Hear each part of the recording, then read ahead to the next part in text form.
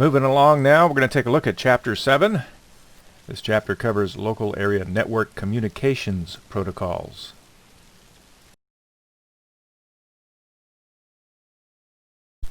Essentially, we're focusing on the third layer now of the OSI model, which is the network layer. And as we've talked about previously, the Datalink layer, or layer 2, is the one that provides the means for two hosts to communicate within a network segment using MAC addressing. So technologies such as Ethernet and Token Ring provide this intra-segment within a particular segment connectivity. However, the network layer is concerned with providing a means for hosts to communicate with other hosts on different network segments. So this is inter-segments. Technologies like TCP/IP and IPX SPX provide this inter-segment connectivity. Again, just to reiterate, the network layer protocols then provide a means of delivering data between network segments. And there's a couple of important terms that deal with this subject. Addressing, which is the process of defining where on the internetwork a host is located. And you'll hear us refer to the word host and node. Just realize that all we're talking about there is a network interface card somewhere on the network. And usually the network interface card then is attached to some sort of device. But the host is really the network attached device, which would be the network interface card. And then also the other important term that we look at here is routing. And routing is the process of determining the best path to the destination host and then forwarding the message from one segment to another.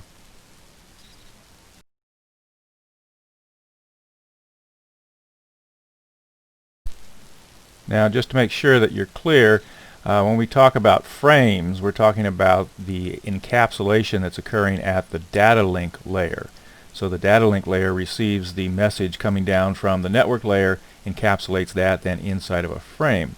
The message that's coming down from the network layer is a packet. So you have to start getting familiar with these terms, because as we discuss networking, you want to understand that if we're talking about packets, we're talking about encapsulation up through the network layer or down through the network layer. And when we're talking about frames, we're talking about the information encapsulated at the data link layer. Here's some more terminology: networks and segments. Single network segments are commonly referred to as segments or even subnetworks or subnets. So what we're talking about here would be like an individual switch that has a bunch of devices or hosts attached to it.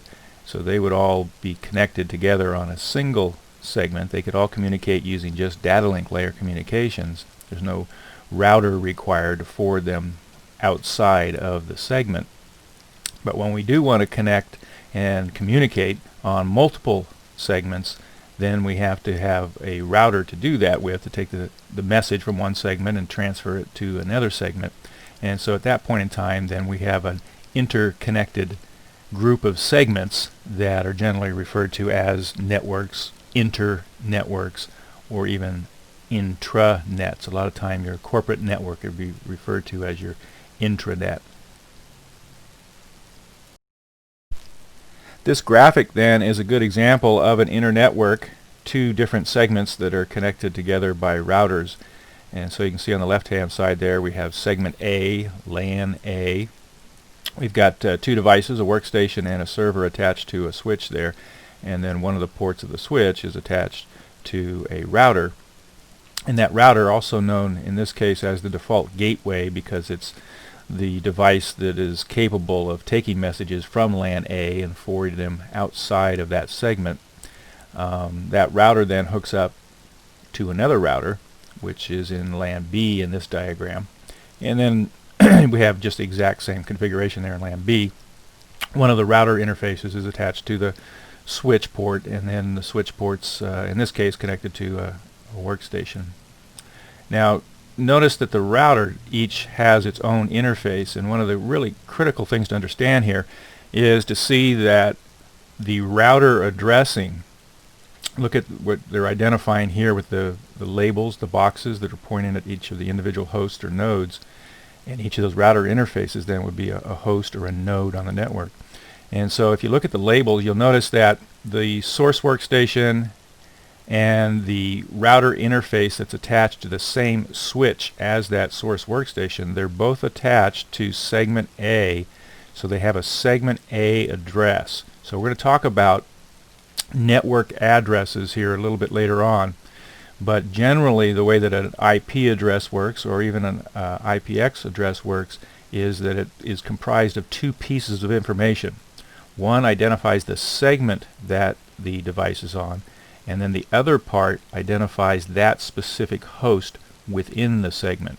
So in this case, that's referred to as the node address. So two pieces then that make up the network address that we use at the network layer. That's the segment address and the node address, and then those two elements combined uniquely identifies that device within all of the networks that exist out there within the world.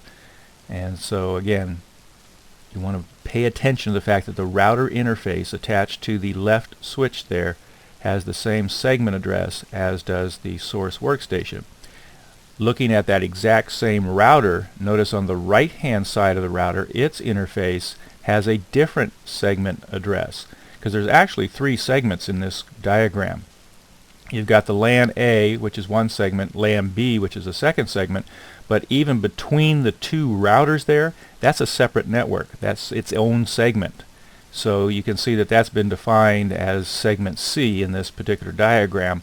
And so the router on the left-hand side, its number 2 interface, or its right-hand interface there, has a segment address of C. And then if you look at the second router, the right-hand router, its left side interface also is on segment C. So the point that I'm trying to make here is that interfaces that are attached to the same segment better always have the same segment address assigned to them. And then continuing on, looking at the right hand side of that router, the router in LAN B there now, it's attached to the switch port in segment B, so it has a segment B address just like the interface on the what they're calling the ultimate destination workstation. It has a segment B address as well. So very, very important. You should write that down in your notes, that the interface, whatever segment it's attached to, its network address must match the segment of the network or segment that it's attached to. So again, you've got segment A on the left. All those interfaces are using segment address A. In the middle, both those interfaces are on segment C, so they use segment address C. And then on the right, LAN B, we're using segment address B. So the network layer then provides also end-to-end or inter-segment communications. Remember, the Datalink layer is point-to-point communications, hop-to-hop, whereas at the network layer, the addressing information is identifying the source where we're starting at and the end where our final destination is. So that's referred to as end-to-end communications or inter-segment communications. The host address has to be unique within the network segment. So in other words, within LAN A there, that source workstation has a node address of 16. So it can be the only device that has the node address of 16 within LAN A. Now if we had a 16 in LAN B, that would be okay, because its complete address would be segment address B, node address 16. So that is different, unique, compared to segment address A, node address 16. So that's why I say that the complete address of the device, the segment address combined with the node address, that has to be unique within the worldwide spectrum of networks. On an individual segment, what we're concerned with is the node address. The node address has to be unique within the segment. And then the packet will be routed to the network segment of the correct host based on its segment address. So in other words, that's what routers look at. Routers look at the destination segment address of a message, and that's how they determine where to forward the message to.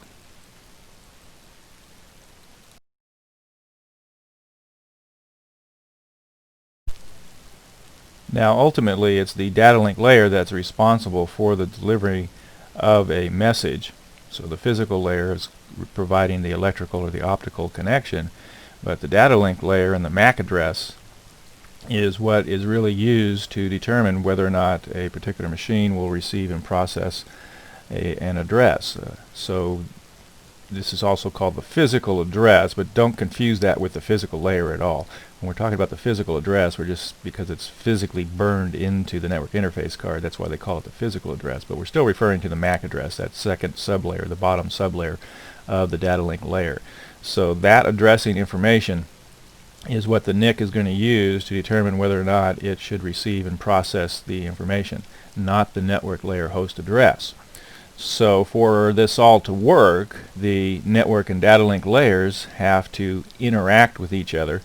And the way that this is done is we create a direct one-to-one mapping that is created between the network layer address and the data link layer physical address. Essentially what we do is we create a table, and in that table we have IP addresses, let's say, for that would be a network layer address, and it shows the corresponding MAC address for that particular network layer address. And so we'll take a look in the next slide then at the terminology that's used in this process.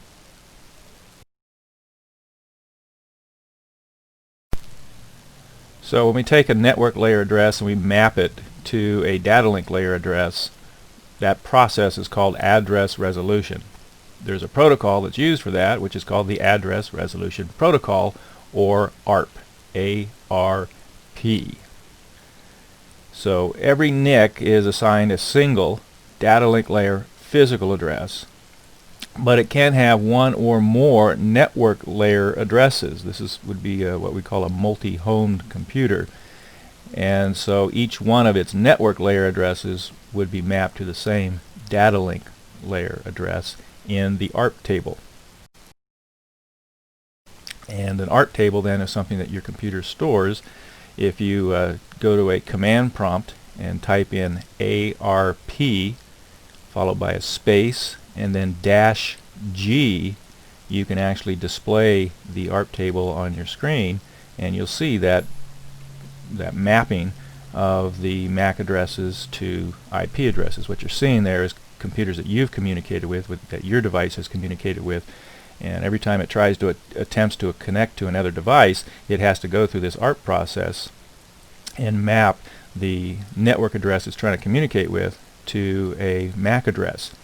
Now, if the device it's trying to communicate with is not on the same network, then what your device will do in the ARP table is it will actually just add the default gateway, your router's MAC address, because it's saying this is where I need to forward, this is the next hop of the journey that I need to forward my message to be able to get it to that particular IP address.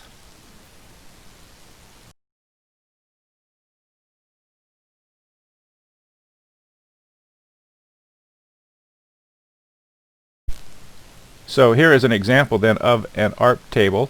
So I've just opened up a command prompt, and you can see there at the prompt I typed in ARP space -G. You can also type in -A instead of the -G. They both work the same. It's called a switch, and either the -G or the -A work the same. So the results are then, you can see that it identifies the interface that we're viewing the ARP table for. In the left hand column you can see all of the internet addresses or network layer addresses that have been resolved by my computer to, in the middle column, their physical address or data link layer address. And then on the far right it indicates the type of address, how it was obtained, either dynamically, which is by using ARP, or statically, which can happen in many different ways. You can actually type in ARP-S and create your own static entries into the ARP table, so those will always be in your ARP table, whereas dynamic entries come and go depending on whether they're reused or not within a 10-minute period. This graphic is demonstrating the concept of protocol encapsulation for you. It is showing you the layer 3 packet being inserted into a layer 2 data link layer frame. And so again, this is taking the information from the upper layer, layer 3, and passing it down to layer 2, and layer 2 is adding its header and trailer around the information. Notice that all of the information that came down from layer 3 is treated as data there inside of the layer 2 frame. So again, this is called protocol encapsulation. Packet fragmentation occurs when we have one layer that has an amount of data that's larger than the next layer down can handle. In this case here, the example is we're taking a network layer packet and fragmenting it into two separate packets so they can be encapsulated at the Datalink layer into a frame. The Ethernet Datalink layer has what is called the MTU, or maximum transmission unit, and that maximum size then is 1518 bytes. The header takes and the trailer takes 18 bytes of information, so it basically means we can hand down to it 1500 bytes of data from the network layer. Now the problem with this is that these fragments then, as they travel through the network and hit each router, the router has to actually take the individual fragments and put them back together again to form the original network layer message, and then it too would need to fragment them into separate messages again to forward them onto their destination. So there's a lot of overhead that's being caused or occurring when we have the fragmentation occurring at the Datalink layer. So to solve that, the better solution then is to have fragmentation occur at the higher layers, and that way the network layer will hand down the proper size chunks to the Datalink layer so that all that additional overhead is not occurring at the router.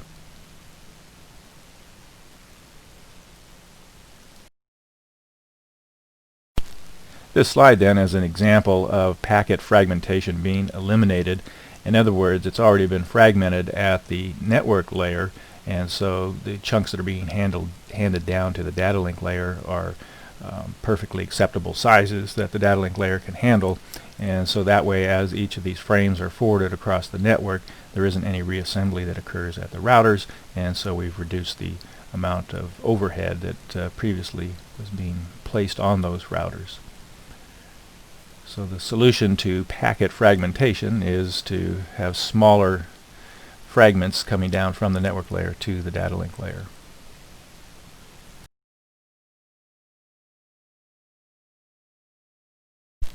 Routing, as I mentioned to you earlier, is the process of moving data across network segments towards its final destination.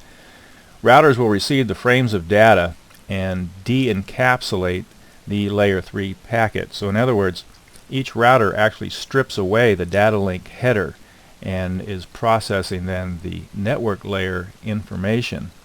The router then examines that network layer information to determine what the next hop in its journey is going to be. In other words, where does that router need to forward that message to? And so based on the network layer address, the router will check its routing table. It will identify which interface it needs to forward the message out of and which interface it needs to send it to as far as the next hop in this message's journey.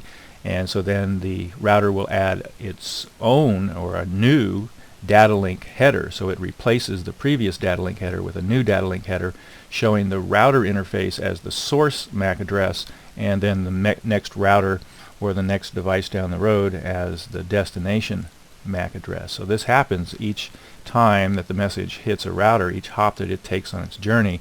The routers are stripping off the previous Datalink headers and putting on new Datalink headers based on the next hop information that it determines from reading the network layer information inside of the frame.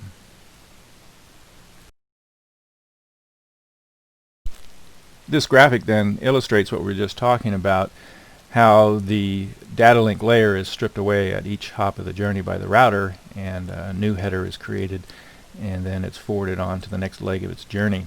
So if you take a look at this graphic, we've got LAN A again there on the left, and the source workstation, which has a network address of A and a node address of 16, is the network layer information, and the physical address then is its MAC address. As you can see there, it's the 0000C0 C04445. So two different pieces of information, right? Physical address at the Datalink layer, network address at the network layer. So those are the headers then that are being placed onto the message and being forwarded into the switch, and the switch then refers it over to the router there, the default gateway. The router's left-hand interface receives this message that is destined for that ultimate workstation all the way on the right there in LAN B. This router interface is going to look at, it's going to strip away the original Datalink layer information. In fact, look at the information below the graphic. You can see the header that says address processing.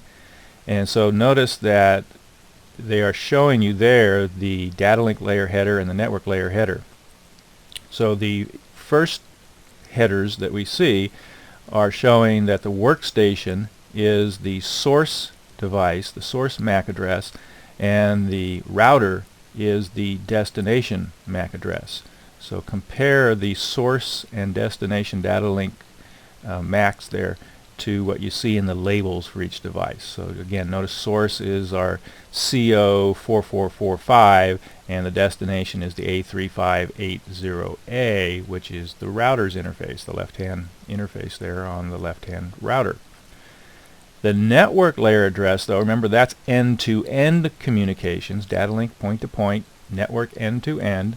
So the network address is the source workstation's network address. The destination address, you'll notice, is the ultimate workstation, the ultimate destination workstation there, which is B22. And if you look at each of the headers, you'll see that the network header doesn't change throughout the journey. That's how we maintain that end-to-end addressing information. The source always is the same, A16. Destination is always the same, B22. What's changing is just simply the Datalink header each hop of the journey. So first the workstation sends it to the router. The router strips away that first Datalink header. Now the router adds on its own Datalink header. So now it puts in its sending interface, which is its right-hand interface. We're still talking about the left-hand router, the one in LAN A there, but now its second interface, the right-hand interface, and you can see that it's now the source data link address. A3581F is the source MAC, and the destination MAC is the next router in the journey there. So the router that we see inside of the LAN B box, its left-hand interface is the destination, A2492B. That router, the second router now, the one in LAN B, receives that message. It strips away the data link header and now forwards it out its right-hand interface, and you can see its right-hand interface A24890 is the source MAC, and then the final workstation, the ultimate destination workstation there, C13745 is the destination MAC address. So again, the data link changes each hop of the journey, whereas the network header remains the same to indicate the starting point and the ending point.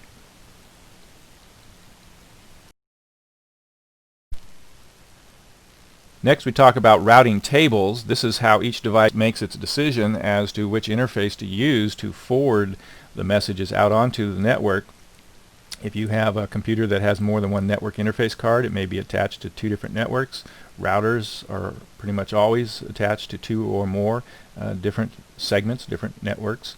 And so hosts and routers are going to decide where to send these packets by looking up the destination network layer address in their routing tables.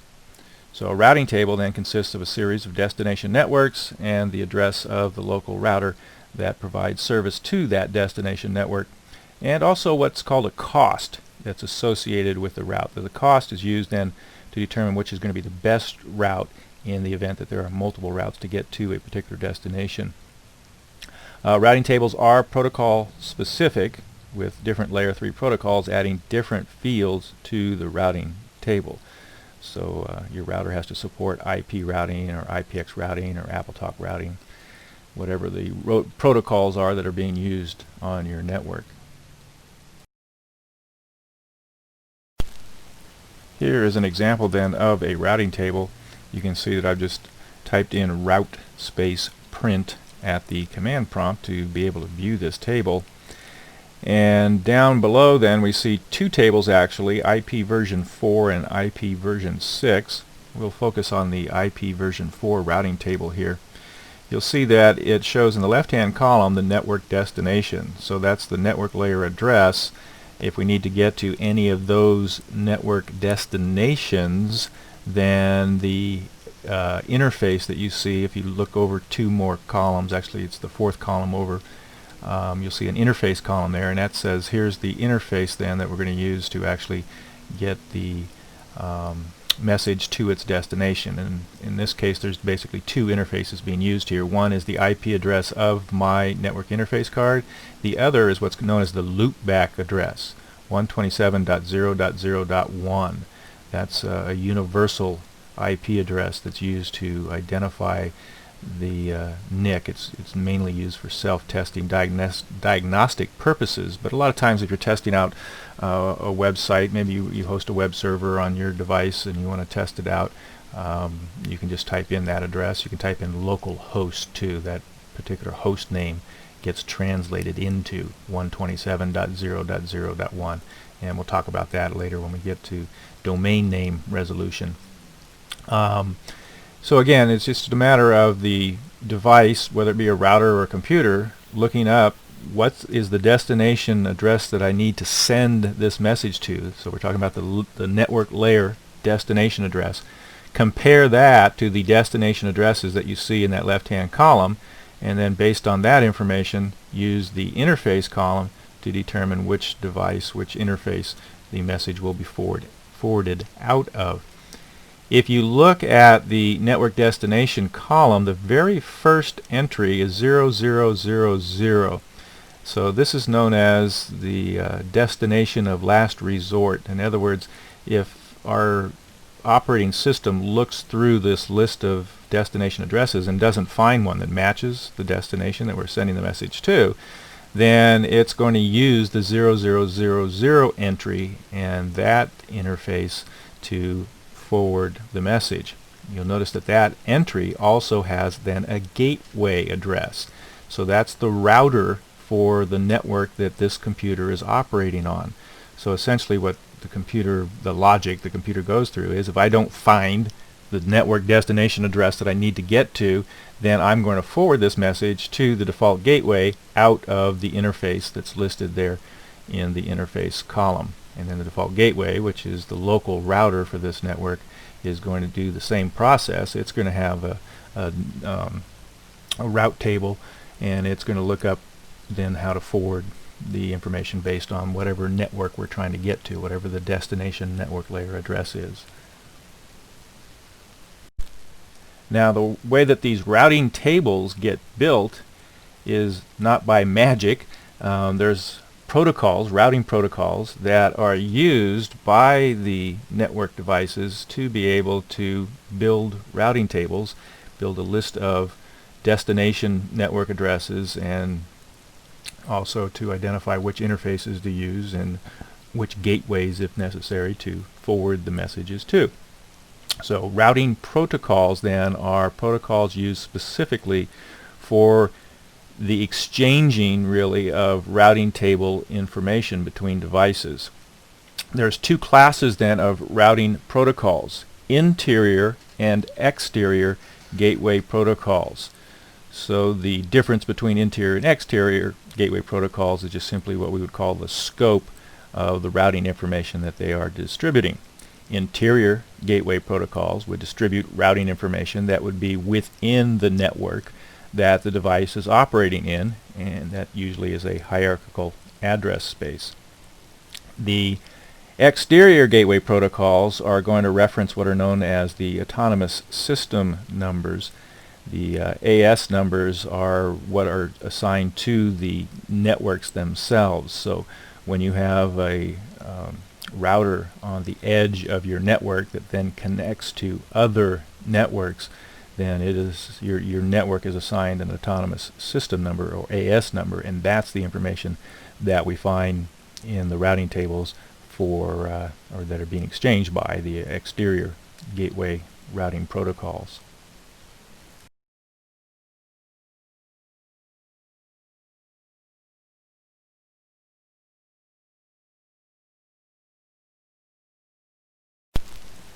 This graphic then demonstrates to you, or illustrates, what we just talked about as far as the scope of these two different classes of protocols. You can see that the interior gateway protocols are operating inside of the networks, exchanging information between all the devices within a particular network. And then each network has its what we call an edge router. That's the router then that connects that network to the outside world. And you can see that the exterior gateway protocol then is operating between those edge routers and exchanging those AS, or autonomous system numbers, that we just mentioned. Breaking it down now a little bit more detail, interior routing protocols have two different types. There's distance vector and link state. And distance vector routing protocols broadcast the entire routing table periodically. So each router is taking its routing table and actually broadcasting it out onto the interior network when we're using distance vector routing protocols. And the problem with them are they add broadcast traffic. You know, anytime you're adding broadcast traffic to your network, you're adding congestion to your network, and they're very slow to update changes that might occur on the network. So if an interface on a device goes down, you know, especially with regards to router interfaces, then it's necessary to have the network update that quickly. And with distance vector routing protocols, that can be slow to occur. So link state routing protocols were developed, and they transmit a more complete picture of the network by using what's called a link state packet, or LSP. And each router is informed of the entire network structure. Whereas with the distance vector routing protocols, if you have a large network, distance vector is limited by 15 hops, and so each router may not be aware of all of the routers within a network, whereas link state they will be. And also link state is faster to update the network and gives more informed route selection to the routers, and so it's a much more efficient and productive interior routing protocol. Okay, we're moving up a layer now. We're moving up from the network layer to the transport layer, the fourth layer of the OSI model, also known as the host-to-host layer. The transport layer protocols are usually connection-oriented, although they do have both connection-oriented and connectionless protocols. Connection-oriented protocols provide for what is known as reliable data transmission, and then transport layer also provides for error control, error correction, and flow control.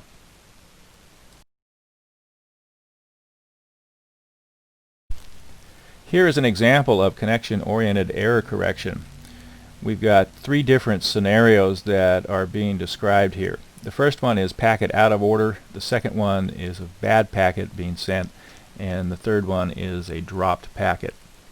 So packet out of order means that we receive a packet out of sequence, and so in the step 1 there you can see that we're sending packet 1 out onto the network to a destination, and that destination then is going to respond back with what is known as an acknowledgement, or an ACK packet. And you can see that gray arrow that points to the left there in step 1 under packet out of order, that it has ACK packet 1. In other words, it's acknowledging to the sending device that it received the packet number 1 that was sent out. Then in step 2, packet number 3 is being received by the destination device, and it recognizes then that it's missing packet number 2, and so it sends back what is called a null acknowledgement, or a NAC packet, and it identifies which packet it's missing in that message. So you can see in step 2 the pink arrow pointing to the left has a NAC packet 2, indicating that I'm missing number 2 packet. So then it does receive packet number 2, and then it does send an acknowledgement that packet number 2 was received. In our second scenario, in the bad packet scenario, step 1, the destination device receives packet 1, acknowledges that it received packet 1, and it receives packet 2 next, but it fails the error check. So when it runs the CRC on it, it determines that the frame was corrupted in transmission. and so it sends back a NAC packet indicating which one was in error, which was packet number 2, and in that case then the sending device then will retransmit packet number 2, and then once it is received and there is no error determined, then the receiving device will acknowledge that it received packet number 2. And then the third scenario is the dropped packet, where packet number 1 is sent and received and acknowledged, and then packet number 2 is received, but the response does not get sent back or is not received by the sending device. And so the sending device, every time it sends a packet out, it starts a timer and it waits for the acknowledgement to come back, and if it doesn't receive the acknowledgement within that time frame, then it will automatically then resend the packet back out onto the network, which it does here in step 3. It retransmits packet number 2, and this time it receives the acknowledgement that packet number 2 was received. So we're moving up another layer now to the session layer, which is the 5th layer of the OSI model. And if you look at that chart that I gave you that compares the different models, the OSI model to the Internet model, which is also known as the DoD model, look at it closely there, and what you'll see is that the bottom part of the OSI session layer is actually overlapping with the transport layer in that DoD Internet model. And the reason I point that out is because the bottom bullet here is talking about the fact that the session layer uses ports and sockets. Well, that's true when we're talking about the OSI model, but when we're talking about the DoD model, which is only a 4-layer model, doesn't have a session layer, just has the network layer, the internetwork layer, the transport layer, and the application layer. The transport layer of the DoD model is the one that is actually handling the ports and the sockets. So it depends on which model you're talking about where ports and sockets are actually being handled. In the OSI model, it's the session layer. Speaking of ports, here's a little bit more information on port numbers. Port number is basically how a computer knows which application layer API should process the message. And so some of the common port numbers are listed there for you. And so the whole idea is that let's take the DoD model here as an example. The transport layer is going to look at the header, and the header is going to have a port number in it, a destination port. And so if we're on the receiving end, it would have a destination port. And so that destination port identifies which API at the application layer is going to then process the message. So if we're sending it to, say, the FTP server, which is a service running on a computer, then we'd be sending it to a destination of port 2021. And actually 21 is the destination address, and 20 is a control channel. Telnet, you send it to port 23. If you're sending it to the SMTP mail service on a computer, you would send it to destination port 25. If we're trying to communicate with a DNS server, we would send it to a destination port 53. DHCP, which is an adaptation of the old bootp server, which is just a dynamic way of handing out IP addresses to network devices. If we're trying to communicate with that device, we send our message to port 67. If you're communicating with a web service, then you're communicating using the HTTP protocol, so you'd send to the destination port 80. And if you're trying to communicate with your mail server's post office protocol, then you would send it to a destination of port 110. So the port numbers identify at the top layer, the application layer, which API will process the message.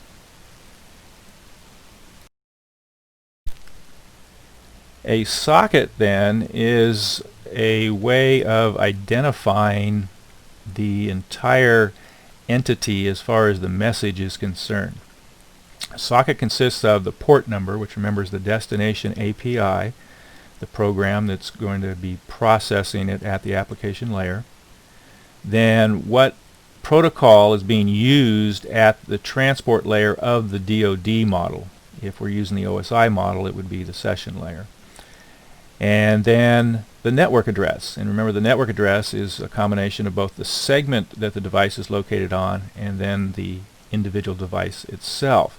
So if you think about that, that socket is a way of uniquely identifying the segment that we want to get the message to, the host on that segment that we want to get the message to, and then the program or the API that's running on that host that needs to process the message when it's received by that host. So a socket is a pathway to identify all of the information necessary to get that information, that message, processed by the correct API on a device within a network segment.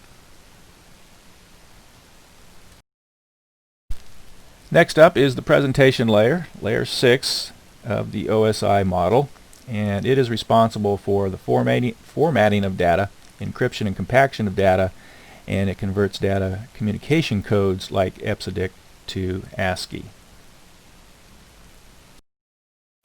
Our top layer then is the application layer, 7th layer of the OSI model, and it provides data transmission services to the user application. So again, remember I mentioned this to you earlier that you don't actually find Word and PowerPoint and Excel, your Photoshop. You don't find your applications at the application layer.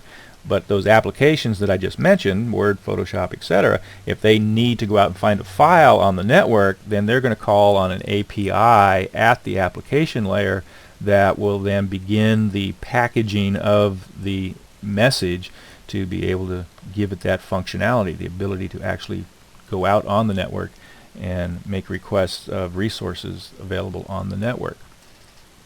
So these services are provided by application programming interfaces, APIs, so they're programs that are built into the operating system and operate at the application layer. Some of those APIs mentioned to you when we were talking about ports would include HTTP, your Hypertext Transfer Protocol, FTP, the File Transfer Protocol, SNMP, which is the Simple Network Management Protocol. We'll look at that a little bit later on in Chapter 11, I believe it is. SMTP is your Simple Mail Transfer Protocol, and TFTP is similar to FTP. It's the Trivial File Transfer Protocol. Telnet, we use that to talk to remote systems. DHCP, Dynamic Host Configuration Protocol, is a method by which we have IP addresses that are dynamically assigned to different hosts on our network.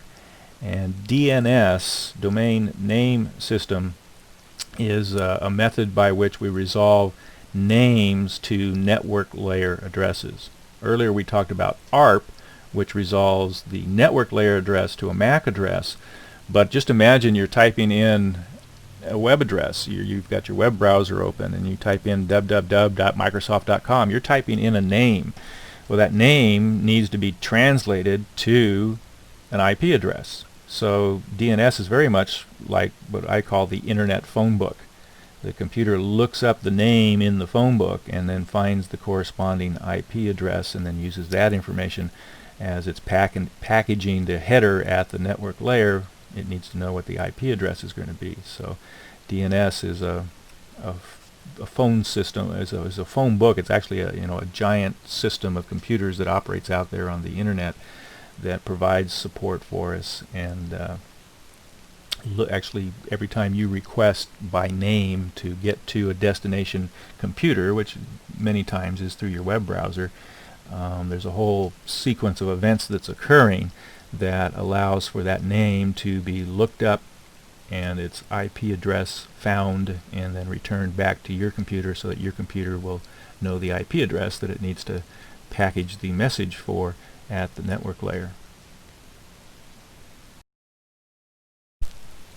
In order for your devices to communicate with each other on a local area network, they need to each be speaking a local area network protocol. In fact, they need to be speaking the same local area network protocol. So for two devices to communicate, they need to be speaking the same local area network protocol. Just like we need to speak the same language, so if I'm speaking it, you can understand it. This list here then covers some of the commonly used local area network protocols: IPX, SPX, AppleTalk, TCP/IP, NetBEUI, NetBIOS, and DLC.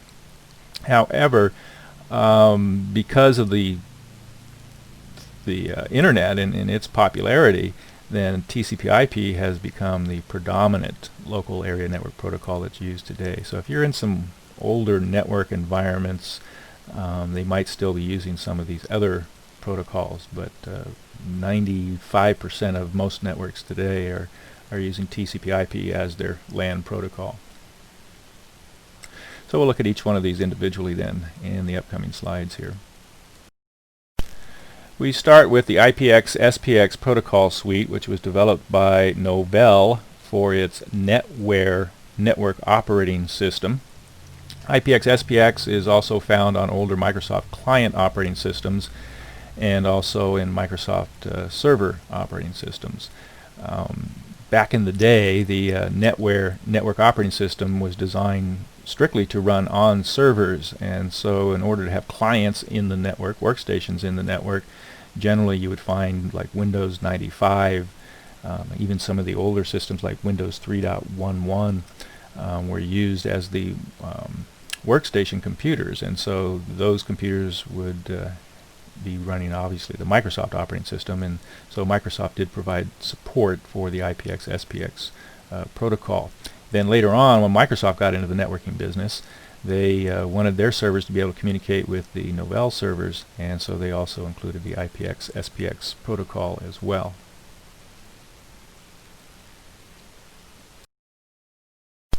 In the IPX SPX protocol suite, IPX is the network layer protocol, which serves as the basic delivery mechanism for all of the upper layer protocols, which would be SPX and RIP and SAP and NCP.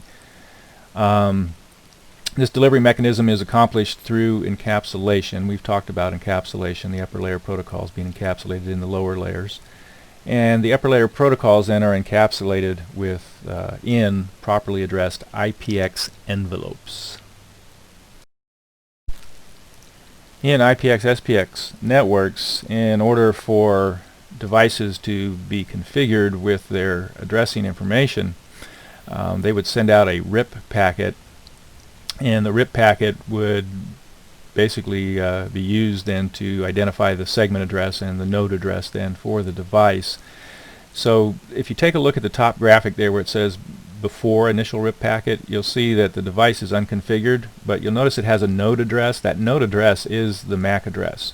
So in an IPX SPX network, the node address is always the MAC address. So they use the Datalink layer address also at the network layer in an IPX network.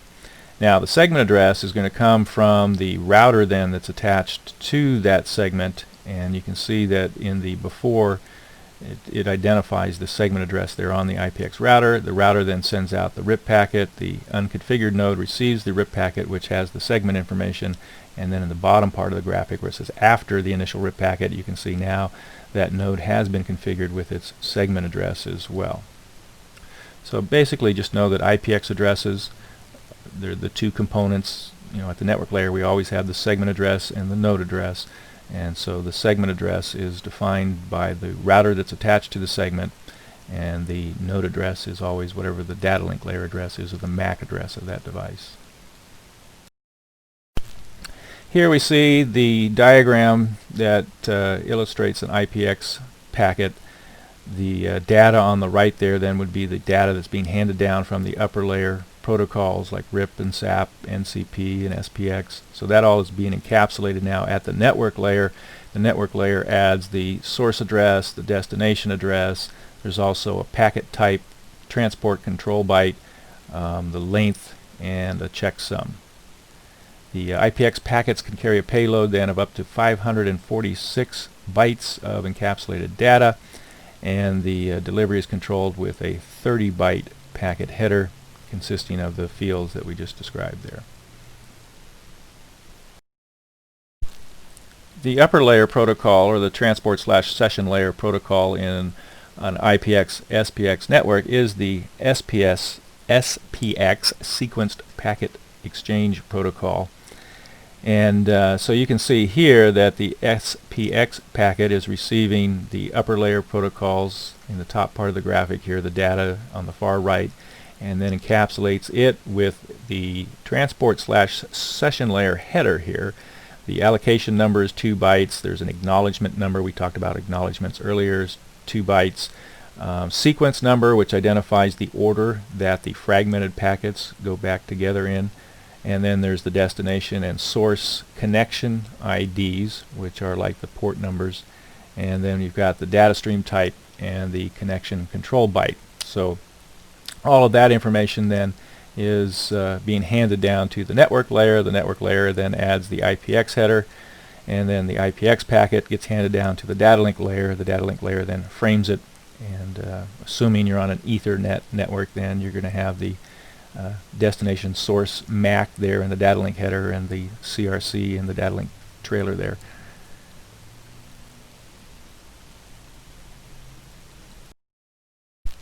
SPX is considered to be a connection-oriented protocol, and it creates specific paths that are known as virtual circuits. So those are actually determined, the virtual circuits are determined before we actually send the first packet, that is the message that we want to communicate out there into the network. Once the virtual circuit is established, all the packets that are bound for that address follow each other in a sequence down the same physical path, so that way they should not get out of order. Virtual circuits are important when the source host and the destination host reside on different networks. SPX is also reliable in that it requires error checking and acknowledgments in order to assure reliable receipt of the transmitted packets. SPX, as I mentioned to you in the previous slide, adds sequence numbers that assure all pieces are received and that they are reconstructed in the proper order. And SPX also has mechanisms to institute flow control. SAP, or Service Advertising Protocol, is one of the upper layer protocols in the IPX SPX protocol suite, and it's used basically to identify where services are located on the network and where the nearest version of that service is. So if you're going for a print server, a file server, a web server, then SAP is the protocol that's used to find which computers are running that service, and then also which one that's running the service you're looking for, which one is the nearest to you. This SAP information is actually broadcast on the network every 60 seconds, and so it adds some congestion, obviously, because it's broadcast, meaning being sent to all systems and at a frequency of every 60 seconds.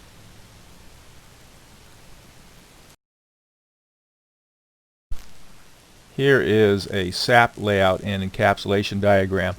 So remember, a SAP again is just identifying the server type, and so if you look at the information there, you'll see that there's the hops to the server, the socket address, the node address, the network address, the server name, and then the server type and the operation as well. So that information is being added into the IPX data field, and then the IPX header added on to that.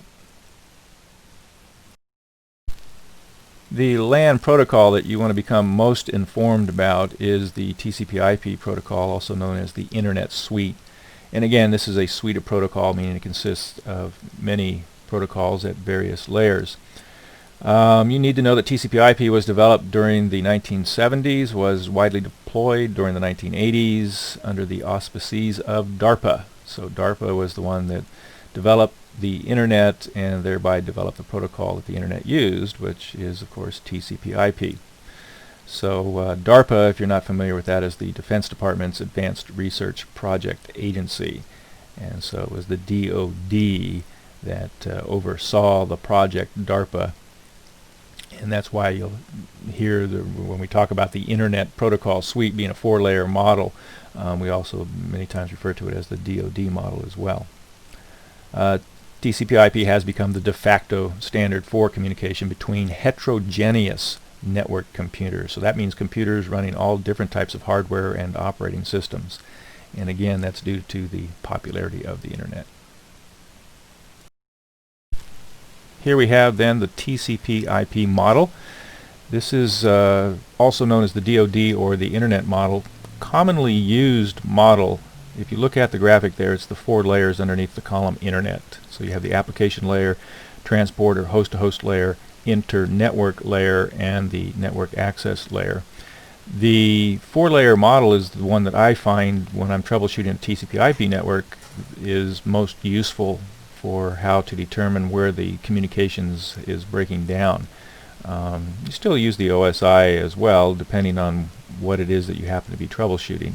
But when you're working specifically in TCP/IP networks, I find that the DoD model is quite convenient for that.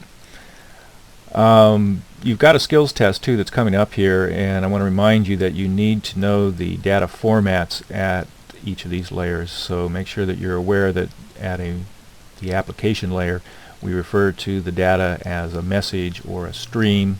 When we get down to the transport layer, it's a segment, and at the internetworking layer, either an IP datagram or a packet. Both are used for referencing the data format at the internetworking layer.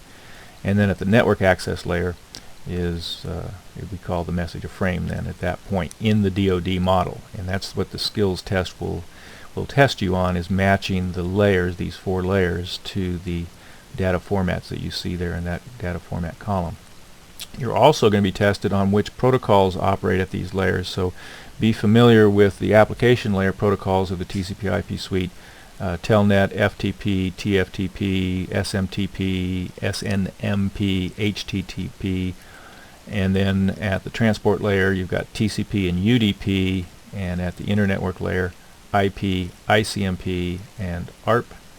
So know those protocols, because like I say, the skills test is going to cover you both on the protocols and on the data formats. You'll have some matching questions that will ask you which layers map to or match with which formats and which protocols.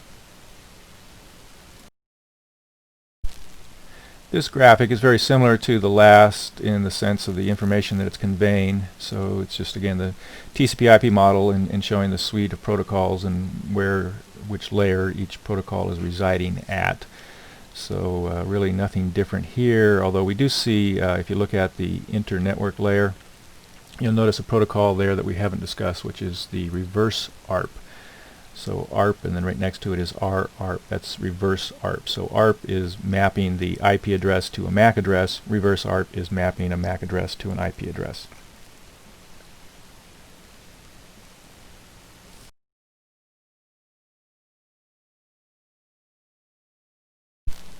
Since you'll be working mostly, or more than likely, in a TCP/IP based network, it's very important that you understand how IP addresses work and what their format is. Now, when we're talking about IP version in this particular course, we focus mainly on IP version 4, which is a 32-bit address, and that's the one that you're seeing in this diagram here. The bits are organized into what are called octets. So there's 4 octets. An octet meaning 8, so 4 times 8 is 32 bits, so what you've got is 4 groupings of 8 bits. So when you look at the graphic, the first row there is the binary, the bit representation of an IP address, and then in the middle row what we're seeing is the translation of the bits into their actual decimal values, and then the bottom row shows you actually how we would write out an IP address in what we call the dotted decimal notation. So we take the decimal value of each of the 4 octets and we just separate it with a period, and that's why it's called the dotted decimal notation or dotted decimal IP address. So there's 4 octets in an IP address, a total of 32 bits, and you will need to know, your third skills will really test you on being able to translate between the decimal values and the binary values, and then vice versa, the binary to the decimal values. So that's going to be a big facet coming up in Chapter 8. In the early days of IP4, the addresses were organized into what are known as classes, and that was called class-full addressing. We don't really use that format anymore. We now use classless addressing, and that's due to the fact that so many devices are out there that exist that require IP addresses. In the early days, there were very few devices that required IP addresses. So we need to give you a little history and talk a little bit about how classes work. As far as the commercially accessible IP address ranges, there were 3 classes, Class A, B, and C. There is also a class D, which is used for multicasting, and a class E, which are considered to be experimental address ranges. And so again, each class represents a range of IP addresses. And the way that they're organized, if you look at this graphic here, is that they organize the bit structure. The way that binary works is if you take the very first bit of 32 bits and you make them all 0, well, that's going to help to define the range then of IP addresses that are available for that particular class. And so if you look closely there, you'll see that a class A, the very first bit of all 32 bits going from left to right, the first bit is always a 0. Then that bit was followed by 7 more bits that represented the network ID. So if you remember from our previous slides, when we were talking about segment addresses, this is the segment addresses. That gray box there, those 7 bits, represent the segment addresses. So in a class A network, the network IDs ranged from 1 to 126, so that means there's 126 different network IDs that you can have, each one being a different class A network range. There is one more value, which is the 127, and I mentioned to you earlier about loopback addresses. You might remember I said that there was a special IP address reserved for what was called the loopback address. It was for self-diagnosing your network interface card, and that started with 127.0.0.1. That was the IP address. So technically speaking, Class A does end at 127, but 127 isn't a usable network address because of that loopback address. So the usable Class A addresses range from 1 to 126. So that makes up, if you talk about the class ID, which is the first bit, and the network ID, which is the next 7 bits, that's the first 8 bits of your 32-bit IP address. So the remaining 24 bits then were used for determining the hosts. So I've emphasized this in previous slides, the fact that an IP address consists of 2 pieces of information: the segment that the device is on, and then the individual ID of that host itself. And that's what you're seeing here. The 24 bits, if you take 2 to the 24th power, it comes to 16,777,216. But there's 2 scenarios, 2 ranges that we can't use for host addresses. That's if it was all zeros in the last 24 bits, or if it's all ones in the last 24 bits, because all ones means broadcast, all zeros means local. So those 2 values can't be used. So that's why you see in this diagram that it's telling you how many available host addresses there are, that it's 16,777,214, because we always subtract 2 out of it because of the fact we can't use the all 0 scenario, can't use the all 1 scenario. But it's just simply a matter of raising 2 to the 24th bit, 24th power I should say, to get that number, minus 2. Then a class B address, you'll notice they take the first 2 bits now and they make the first bit a 1 and the second bit a 0. So if you were to look at a binary translation chart, which I also have for you, the subnet masking charts that I have for you in the resources link on the Blackboard portion of the course, if you look at the first column is a value of 128. And so by putting a 1 there in that first column, that means that we have to start at, all Class B addresses start at 128 or higher. So the first 2 bits are always a 1 and a 0 in a Class B address, which also tells us that the highest we can go is 191. So in other words, Class B's range from 128 through 191. That would be the decimal value in the first octet of the IP address. Anything that's in between that, say 172, well, we know that's a Class B address because it's between the range of 128 and 191. The network portion is the next 14 bits. So notice the difference here between a Class A and a Class B is that in the Class A we only use the first octet for the class ID and the network ID. The remaining 3 octets were for the host. Class B now, we're using the first 2 octets to define the network addresses, and then the remaining 2 octets are used for the host addresses. So in the network ID we're using 14 bits, so you can have a possibility there of 16,382 different network IDs. Again, each individual one would be a Class B range. And then finally we have the 2 octets, or the remaining 16 bits, for the host ID. And again, if you take 2 to the 16th power, that's 65,536. Subtract out the 2 scenarios, all zeros, all ones that we can't use, and so there's 65,534 available hosts there.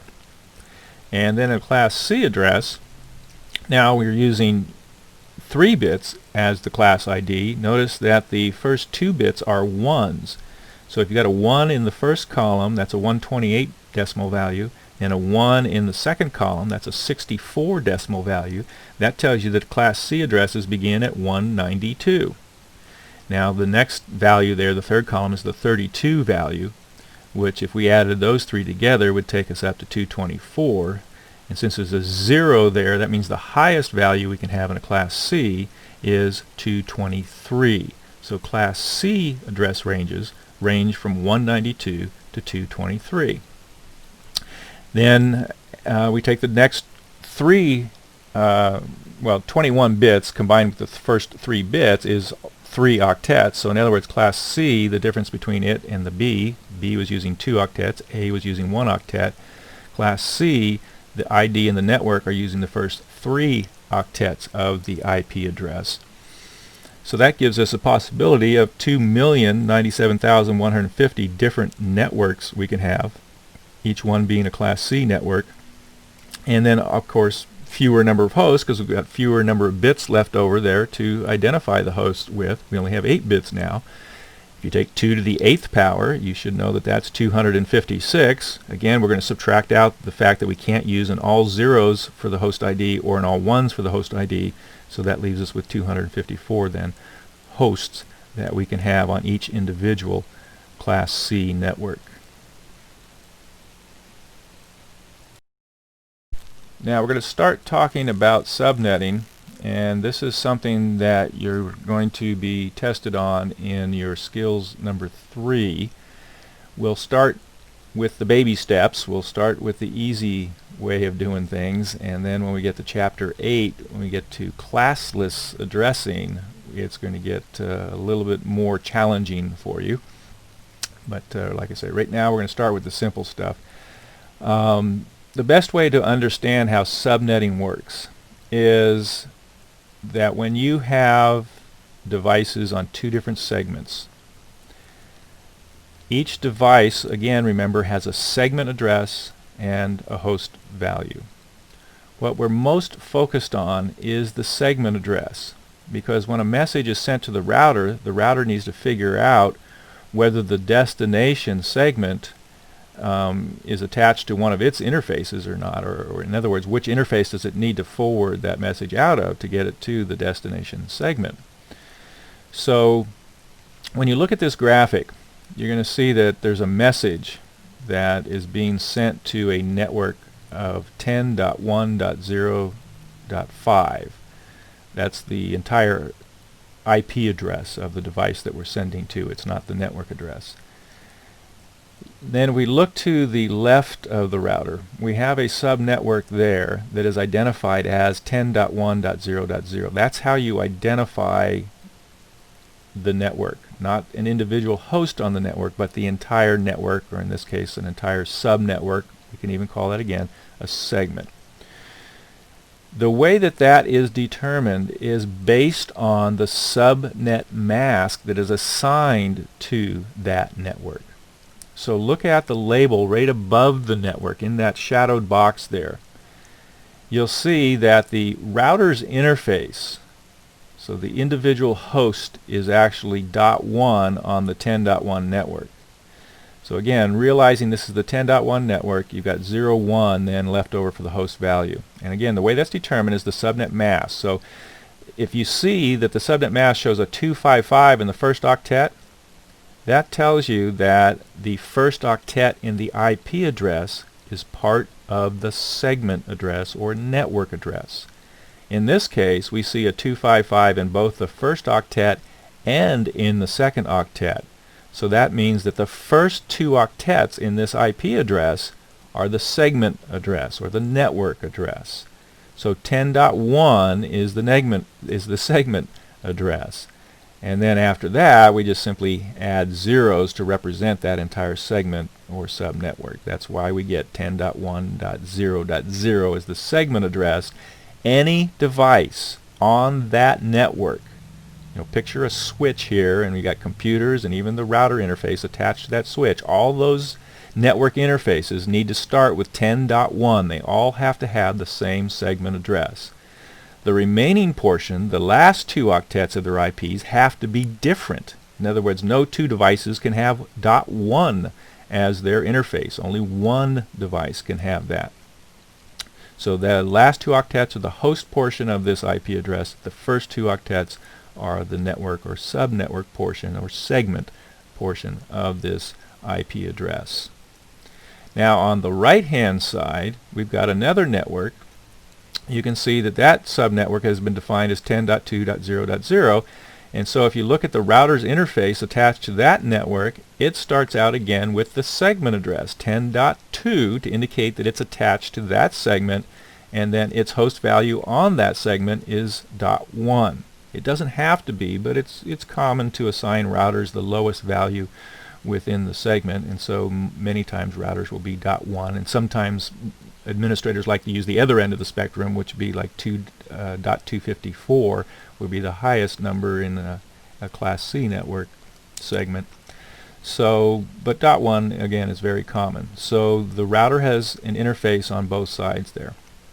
The router is receiving this packet now that's coming into it, and the packet is addressed to 10.1.0.5.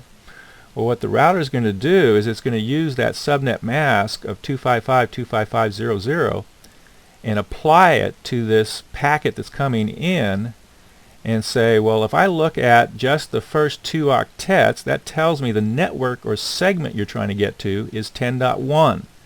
Based on that information, then, I know to forward it out of my left-hand interface because that's the segment that my interface is attached to, 10.1. as opposed to the right-hand interface, which is connected to the 10.2 network. So that's the process of how routers are working when they receive the message. They're looking at the destination network layer address. In other words, in this case, a destination IP address. It's applying the subnet mask to figure out which portion of that address represents the segment portion and which portion represents the host portion. It ignores the host portion, simply looks at the network portion, and then based on its routing table that we talked about earlier, it compares that network, the destination network address, to its routing table. Its routing table then says, well, here's the interface you send the message to get to that network, and that's what the router does. It forwards it out then of that interface as was dictated to it by its routing table.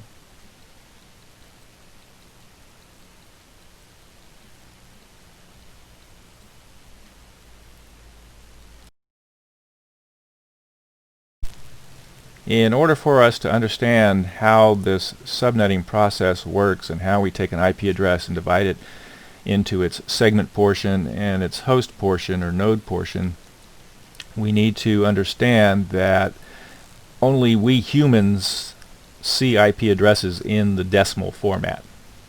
Computer operating systems and network interfaces, they always deal with the IP address in binary format.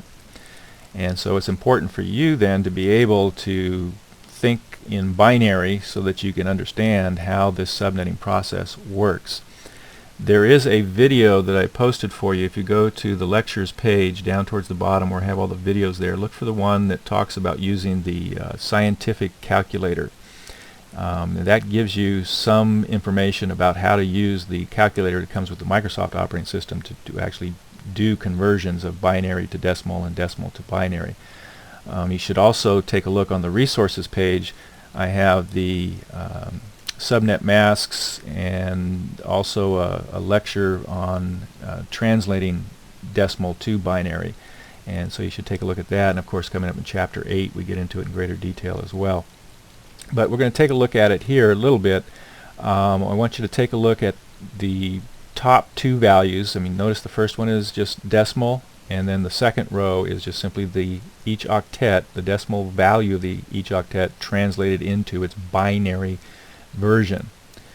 Then when we go down a little bit further, it's just showing you that we've got a couple of options as far as determining segments here, and there actually would be a third option, but they're only showing you two. But anyway, they're showing you that the first octet could represent the segment, and the remaining 3 octets could be the host address or the node address, and then the alternative B, the first 2 octets are representing the segment, and the remaining 2 are the node or the host address. So the question is, how do we actually identify which of these bits are representing the segment and which ones are representing the node? And the answer to that is via the subnet mask. So we'll take a look at that on the next slide. So every time you type in an IP address for an interface, you also are going to include a subnet mask. Subnet masks have 2 functions. One is to separate or mask the segment or network portion of the host IP address from the node or host portion of the IP address. So that's what we've been looking at up to this point here.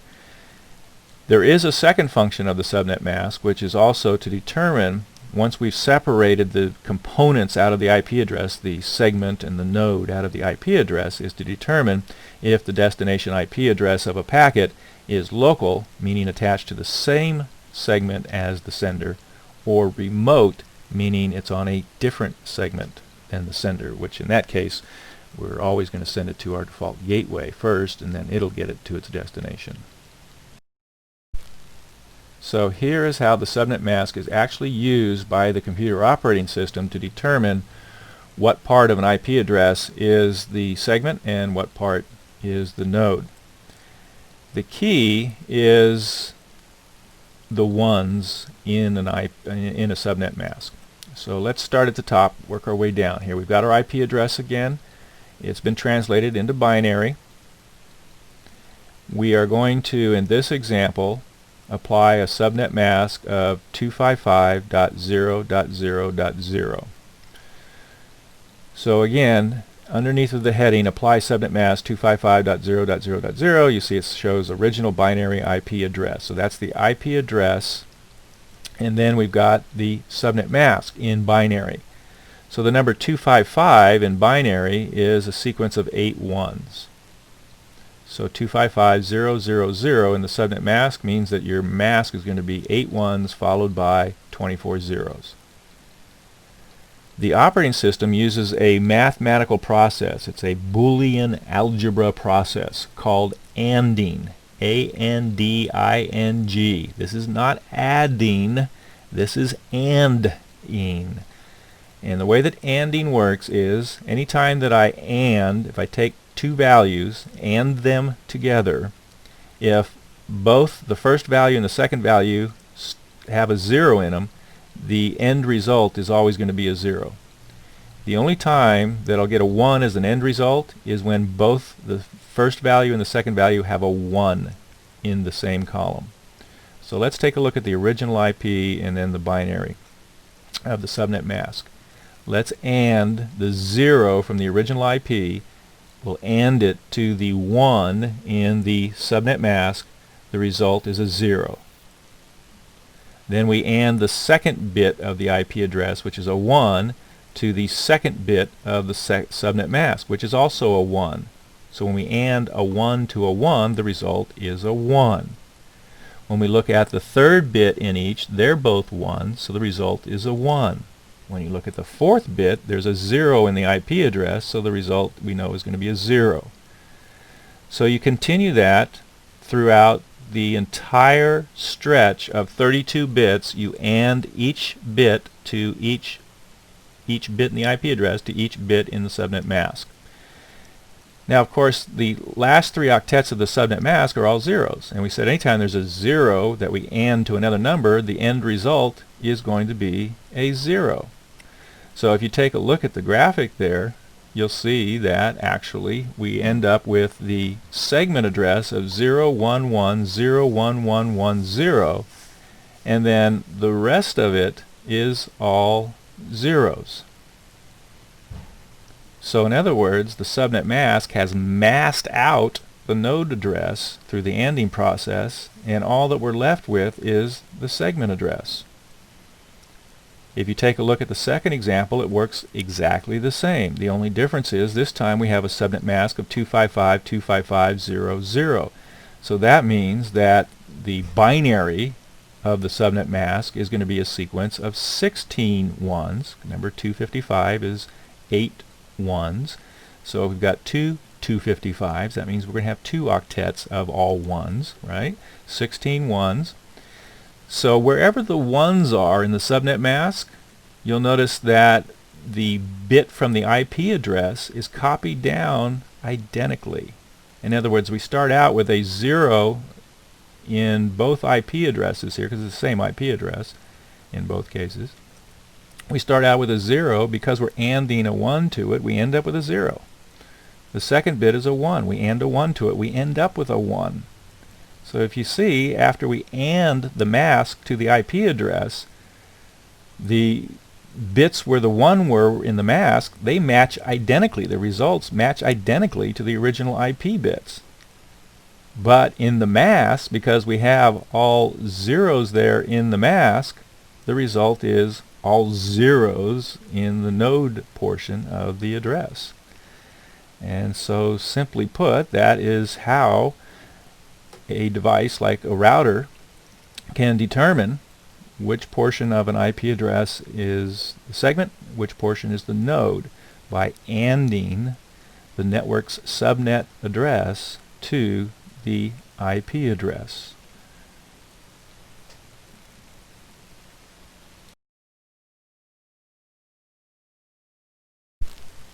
This diagram represents the header of an IP version 4 packet. And so at the network layer then, this is the information that gets added to the data. Starting from left to right, you can see you have IP version that's 4 bits long.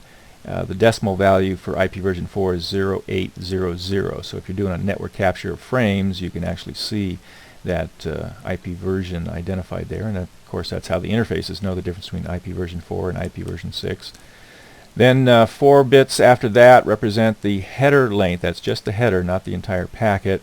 Then 8 bits indicating the type of service, indicates basically levels of precedence as well as different types of service for low delay, high throughput, high reliability. Unless routers are able to read this field and respond accordingly, then they're of no use. But if we're doing like quality of service, then they can be very beneficial. Then the total length of the packet is identified in the next 16 bits. Then you have the fragment identification. Remember that at the network layer we need to fragment the packets before we hand them off to the Datalink layer, so the Datalink layer won't be responsible for having to fragment the information. Remember we talked about the overhead that causes. So the fragment ID indicates the identification number that all of the fragments will be part of, and then the next 16 bits is the fragment control, and then also the fragment offset is in there as well. And so the fragment offset is the individual fragment number. So fragment ID indicates that fragments A, B, and C all go back together in, say, fragment ID 1, whereas the fragment control / offset is the individual fragment numbers themselves. Time to live, this is how long the packet can exist out there on the network before it is destroyed or not forwarded basically by a router. So if the time to live value reaches 0, a router won't forward this packet. In fact, each time that the IP packet reaches a router, the router will decrement, in other words reduce by 1 the value of the current time to live in this header. Then the protocol is going to indicate whether it's UDP or TCP or ICMP, and then the checksum, of course, is an error checking value. Then you have the source IP address where it's being sent from, the destination IP address where it is heading to, and then we have some options and some padding then just to fill out the entire length of the packet.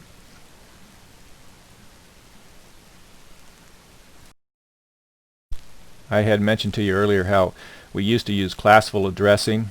Well, it turns out the classful addressing was very wasteful, and as we got more and more devices that required to have IP addresses, we ran into a situation where we actually ran out of available IP addresses. In IP version 4, there's only a little over 4 million possible IP addresses that we can have. I should say 4 billion possible IP addresses that we can have. So one way to cope with this depletion of IP addresses is through a process known as private addressing. What ICANN, the Internet Corporation for Assigned Names and Numbers, has done is to reserve 3 different IP address ranges that aren't used on the Internet and so can be used internally by companies, but those network addresses can't be routed out to the Internet, and so we have a technology that's capable of translating these private addresses into the public addresses that are used on the Internet, which is called NAT, the Network Address Translation Protocol. So when you look at this slide here, you'll see the 3 address ranges that are considered to be private address ranges. The 10.0.0.0 range /8. Now that's a CIDR notation. We haven't talked about CIDR yet, which is the classless interdomain routing value. But basically that 8 represents the first 8 bits of a subnet mask and indicates that they're all ones. So if you remember from our previous discussion, that would mean that the mask is 255.0.0.0. The second private addressing scheme is 172.16.0.0. Now this one's a /12, so that means the first 12 bits are masked, are all ones in the subnet mask. So that means that we have 255.240.0.0 in the subnet mask, and we'll get to that concept of breaking the octet into smaller chunks when we get to the next chapter, chapter 8. And then finally you have 192.168.0.0/16, which means its subnet mask is 255.255.0.0, because the first 16 bits, in other words, the first octet all ones, second octet all ones, so we know that that's a 255 decimal value. So again, the idea is that any company, and most companies now, if you look at the IP addresses that are used at MSJC, if you work at an organization that has a network, and you can look at your IP address and see that more than likely you'll see one of these ranges in use here. They are not, however, forwardable out onto the Internet. So in order for us to get to the Internet, another technology has to be involved, which again, I said this a moment ago, is NAT, the Network Address Translation Protocol, which usually runs on your edge router. So it takes all of the private numbers from your corporate network and translates them into the public numbers that your network uses to have access to the Internet. Now NAT works in a couple of ways, either statically or dynamically. So this graphic shows the static NAT method. And if you look in the far left, you'll see we've got a workstation that has a private address there, 192.168.1.22. And it's going to send a message out, say, using its web browser, and it's just going to randomly generate a port number. In this case, it happens to be 7586. So that's going to be sent to our router, and then the router, using NAT, is going to need to translate that into a public address and get it to the destination web server that you see on the far right there in the Internet Cloud, which is a computer running 194.196.16.43. And if you recall from an earlier discussion, we said that HTTP, or web services, runs at port 80, so we're sending it, of course, to the destination of port 80. So source 192.168.1.22. So if you look at the NAT address table there, what happens is the software, the protocol NAT, is going to take the incoming packet at the router, and it is going to translate the incoming IP address 192.168.1.22 to a public address that had been statically assigned. So in other words, an administrator had come in here and already created this NAT translation table, so that anytime we receive a packet from 1.22, you're going to translate it into 192.175.16.65. So if you look at the actual packets now as they travel the network, you can see the first packet, far left, top, right under the header there, is the original source address information. The destination is not going to change here, only the source is going to change, so just keep your eye on the source. So now as the packet travels to the router using NAT, the router translates the source address into 192.75.16.65, and it continues to use the same port number, 7586, and again the destination remains the same. When it gets to then that internet workstation that's running the web services, it receives the information and sends it back then to the destination address that NAT had assigned to the packet as it left the router, which is 192.75.16.65. So that comes back to the NAT router. The NAT router then looks up that destination address in its NAT table. This is called a LAT, an L-A-T, a local address table.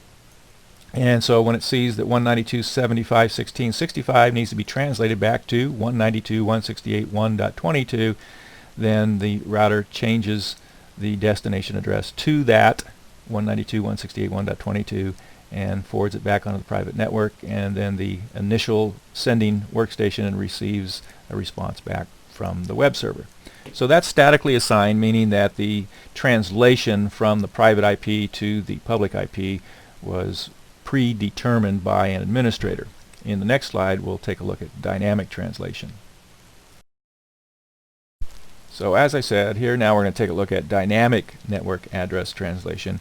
The process is very similar. The difference is that when the sender's message is received at the router, the NAT address translation table is not only going to change the private address to a public address, but it's also going to assign a port number to the packet. So the original port number, which was 7586, if you look at the second packet as it comes out of the router, you notice the port number changed to 61001. That's because there's no static translation that's been predetermined here. So as the NAT device receives the private IP address, in order for it to know how to translate it back to that address, once the message is returned to that router, it dynamically assigns a new port number to the network layer header there. So if you look and compare the first packet, the source address, to the second packet's source address, both at the top of the screen, you'll notice that the IP address, the private IP, has been converted to a public IP, and then also this time the port number, the source port number, has changed from 7586 to 61001. Then it gets sent to the workstation. The workstation really doesn't care about any of this, just says, okay, I received it from this IP and this port number, that's where I need to send it back to. So the response now is that when the internet workstation sends its message out, it just puts in the destination address that matches what the previous source address was and port number. So it's going to send it back to 192.75.16.65 at port number 61001. That gets back to the router running NAT. NAT then takes a look at that and says, oh, okay, if I look at my table here and I look for port 61001, I know that I now need to change this destination address back to 192.168.1.22. So it does that. It creates a new network layer header, sends that out onto the private network, and of course then it gets back to the original workstation. And what they don't show you in this table here is that it also obviously had to change it back to the correct port number, because the web browser wouldn't know to receive the message if the port number wasn't 7586, because that's how it sent it out. That's how it also has to come back. So there really is more information in this local address table than what's shown here on this screen, which in addition to translating it back to the original IP address, it also knows to translate it back to the original port number, and that's what makes the whole thing work. You might remember that ICMP, the Internet Control Messaging Protocol, is a protocol that operates at the network layer, and this is an error reporting protocol. So it doesn't correct any problems that occur, but it will report back to a system that a certain error had occurred in transmission. For instance, if you try to send a message sometimes, or a ping is a good example, you try to ping an address that it can't reach, you'll get a destination unreachable message coming back to you. In fact, the ping program, the Packet Internet Groper, PING, is a program, and what that program does is it sends out ICMP messages to see if they can reach their destination, and then reports the results back. So every time that you type in ping at a command prompt and you type in an IP address after ping, what you're trying to do is you're trying to send 4 ICMP messages to that IP address and see if you get 4 responses back. And if not, see what the error messages are that are reported by the ICMP messaging protocol. So here you can see I've typed in ping in a command window, and I'm pinging a server by its IP address, and I get 4 responses back, again because I sent out 4 ICMP messages using the ping, and I would expect, if everything's working properly, to get 4 responses that come back there. It also tells me a little information there, how many packets were sent, were received, if any were lost, percent of loss. And this is a very simple demonstration of how to use ping. A lot of times I'll use ping with the -T switch, which means it'll ping continuously until I tell it to stop. And so if I'm working on another device and I want to see when it comes back up and when connectivity is working again, a lot of times I'll use that switch. In fact, if you want to see the switches, you can type in ping / and it'll show you all the different switches that you can use with ping. Continuing on with the TCP/IP suite of protocols, you might recall that the transport layer we have 2 protocols, UDP and TCP. So this graphic is an illustration of a UDP header. Basically it's a very simple header. UDP is a connectionless protocol, so that means that basically there's no reliability, there's no guarantee that it's going to reach its destination. Usually it's because the program that's using UDP is going to send these messages out there frequently.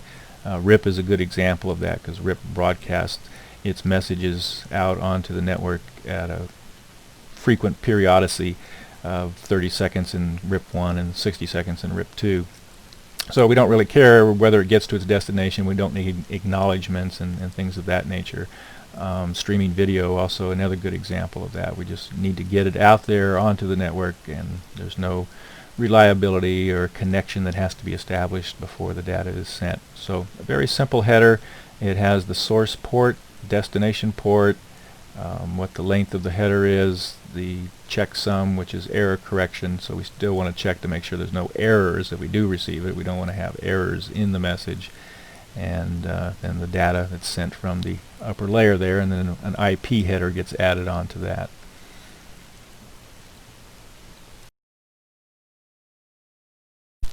TCP, or the Transmission Control Protocol, is the other protocol operating at the transport layer in the DoD model. And it is connection oriented, so connections have to be established before we send a message. In fact, that process is called a 3-way handshake. We'll take a look at that in just a bit. It is reliable as far as its data transmission is concerned. It guarantees delivery through the acknowledgments. We talked about ACKs and NACKs earlier and how they work. And so again, in the DoD model, it's a transport layer protocol. In the OSI model, it would be a transport/session layer protocol. And here is a diagram then of a TCP header. You can see that there's quite a bit more information in this header than when compared to the UDP header. Again, it's source port and destination port, but notice now we have sequence numbers. So as we're sending messages out, we send them from source to destination. We identify them using sequence numbers, and when the acknowledgments come back, they use the sequence numbers then to identify which packets have been received. There's also some data offset encodes in there. There's the window field, which is 16 bits, and the window field actually identifies in a TCP/IP network, it's kind of a flow control mechanism. The amount of data that's being encapsulated can actually dynamically increase and decrease in size based on the quality of the network transmission that's occurring. So as we have successful messages being sent out onto the network, we consistently get acknowledgments back from the destination that we're sending to. We will communicate with the destination and say, well, let's increase our window size. In other words, I'll send you more data per packet that I'm submitting. And as the window size increases, if then we have an error, then the window size will start to decrease a little bit to adjust for the fact that there's an error in transmission occurring on the network. And so that's a whole dynamic way of controlling the flow of the bits between two devices by increasing what they call the window size or decreasing the window size, and usually that's based on network conditions. Checksum, again, that's just to identify, to make sure that the bits have been received accurately, that there was no corruption of them in transmission. Urgent pointer can also be used for like quality of service processes, and then again we have some options and some padding there. And TCP again is handed down from the upper layer, so it's going to be encapsulated in an IP packet. Here is that three-way handshake that I was talking about. So every time that a program that you're running uses TCP to communicate with a destination device, a connection has to be created first. So it's a three-way process. That's why they call it a three-way handshake. The first thing is that the originating node there sends out what's called a SYN, short for synchronization message, to the destination device. As long as the destination device receives that, it will acknowledge that it received it, and so in step 2 you see that the destination node sends its own synchronization packet back to the originating node with an acknowledgement that it received the original SYN packet. And then the originating node is going to acknowledge that it received the SYN from the destination node. So that's to set up the connection.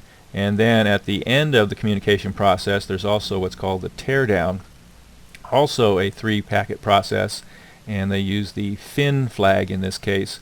And so the device that wants to end the communication initiates with a fin for finish, and the acknowledgement comes back with a fin from node number 2 there, and node number 1 acknowledges that it received the fin from node number 2.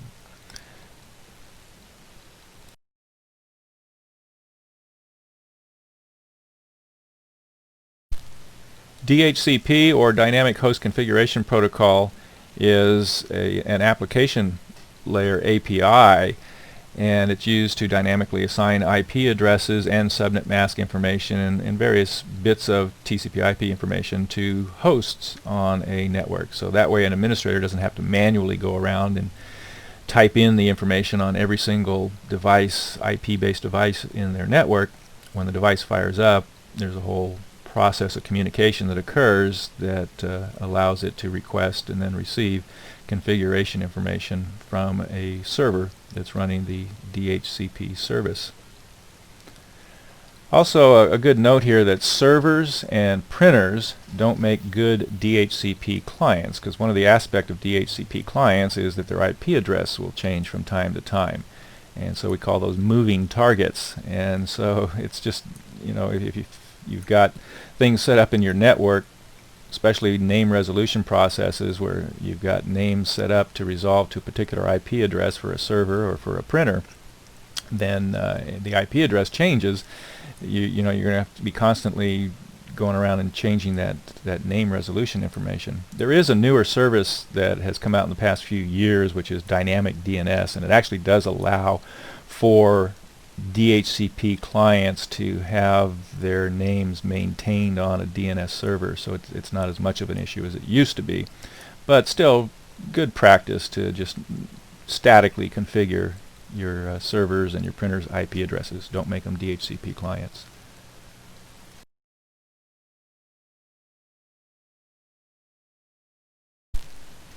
There are a few other local area network protocols that have existed in their day, and that's what this slide is dealing with here. NetBEUI was one developed by Microsoft. It was based on the old IBM NetBIOS system. Also DLC, and LPR actually does still exist in Unix networks and is used quite frequently to communicate with printers on Unix networks.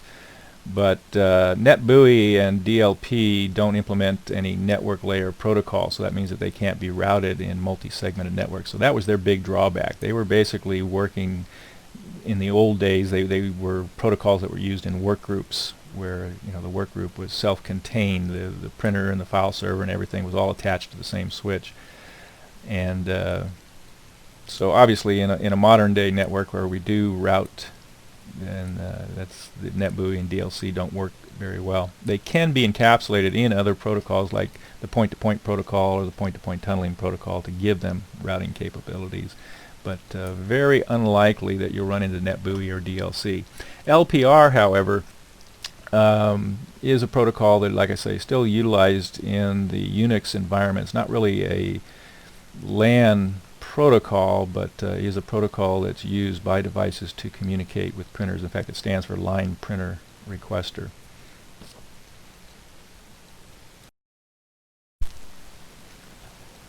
So just to finish up on that LPR thought here, again, it is a API that exists in the TCP/IP suite exclusively. So if you were on an IPX SPX network, you wouldn't find LPR in existence. But because Unix world has always been TCP/IP based, and they of course needed to communicate with their printers, if you've got a printer that's attached directly to the network and not attached to a server, then you need to have some way to communicate with it, and so LPR was developed for that purpose.